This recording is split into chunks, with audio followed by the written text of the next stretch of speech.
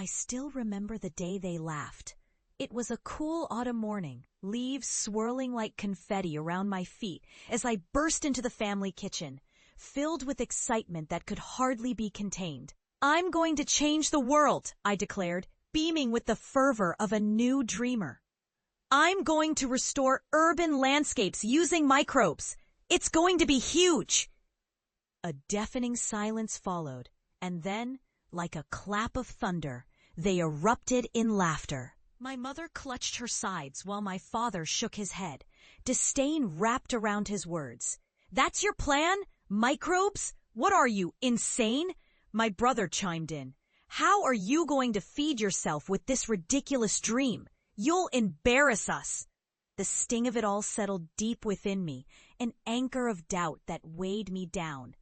I thought of those words every time I studied late into the night, every time I collected soil samples that my peers scoffed at. I promised myself I would prove them wrong. I was determined to show them that I could turn my passion into something meaningful. And so I put my head down, throwing myself into a relentless pursuit of my dream.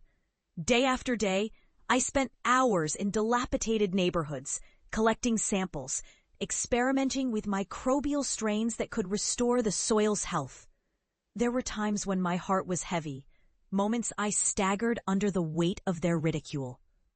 But I pressed on. I had to believe in the potential of life, even when no one else did. Years passed like seasons, and through countless failures and painstaking trials, I discovered a unique method of microbial ecological restoration.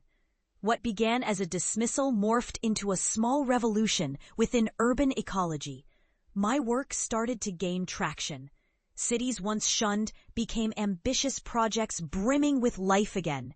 Thriving ecosystems from what were once barren, concrete wastelands. As my name began to appear in environmental journals and at prestigious conferences, I realized I'd crossed a threshold. Yet despite my growing success, the image of my family's mocking laughter haunted me, flickering in my mind like an unwelcome ghost.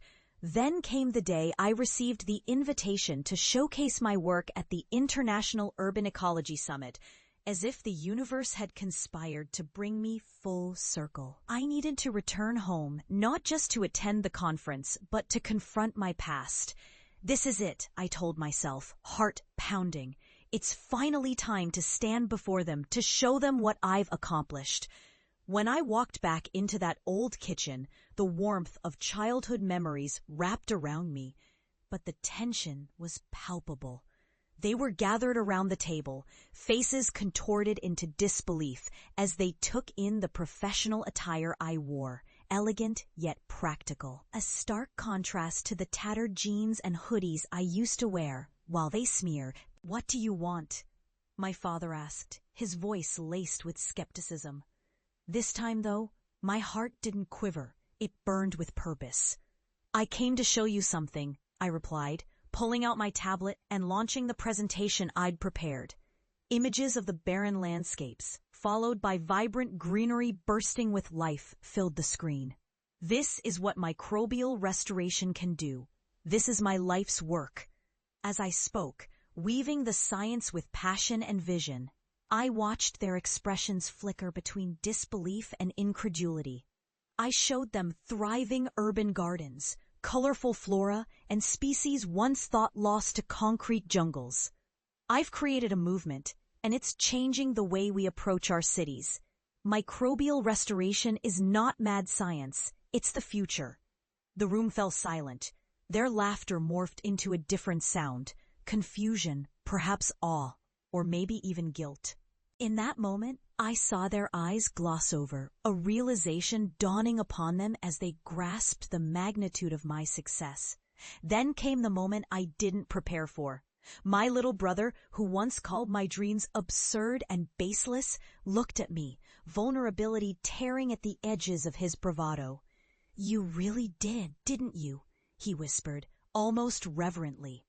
The weight of those words pierced through the air, and in that moment I felt the chains of their dismissal shatter. leaving space for forgiveness. Yes, I smiled gently. And you know what? It's just the beginning. As I left the house that day, I felt a strange mix of vindication and relief wash over me. My family still had their shortcomings, but I realized I wouldn't hold their past derision against them. Instead, I'd take this moment as a testament, an understanding that dreams could bloom from the most unexpected seeds, even in the harshest of environments. Walking away, I understood that I had not only reclaimed my dream, but had also turned it into an indelible part of who I was. I had helped heal the earth, reclaim lost spaces, and perhaps more importantly, redefined my relationship with those who once doubted me.